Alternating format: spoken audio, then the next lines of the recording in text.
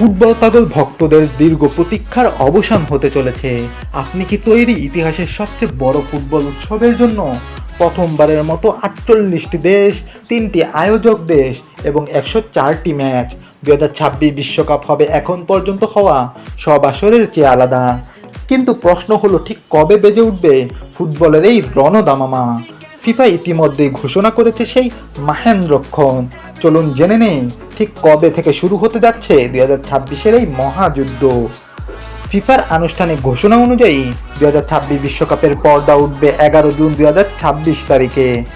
উদ্বোধনী ম্যাচটি অনুষ্ঠিত হবে মেক্সিকোর ঐতিহাসিক এস্তাদিও আজটেকা স্টেডিয়ামে। এই স্টেডিয়ামটি কেন স্পেশাল জানেন? এটি বিশ্বের একমাত্র স্টেডিয়াম যা 3টি বিশ্বকাপের উদ্বোধনী ম্যাচ আয়োজনের গৌরব অর্জন করতে যাচ্ছে।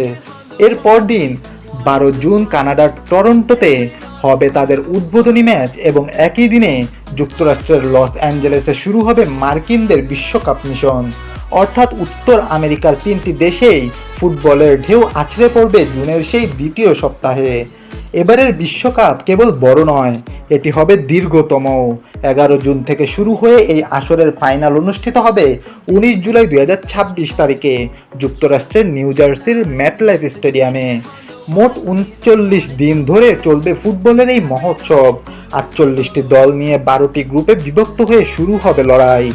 104টি ম্যাচ আয়োজনের মধ্য দিয়ে 2026 বিশ্বকাপ ফুটবলের ইতিহাসের সব রেকর্ড ভেঙে চুরমার করে দেবে। ফুটবল বিশ্ব এখন কেবল অপেক্ষা করছে সেই দিনটির জন্য, যখন 11 জুন আজটেকা স্টেডিয়ামে প্রথম কিক অফ হবে। আপনি কোন দলের সমর্থক? আপনার দেশ বা আপনার পছন্দের দল কি পারবে এই 104টি ম্যাচের কঠিন পথ পাড়ি দিয়ে 19 জুলাই ট্রফি উঠিয়ে ধরতে? 2026 বিশ্বকাপ নিয়ে আপনার উত্তেজনা কেমন? কমেন্টে আপনার মতামত জানান।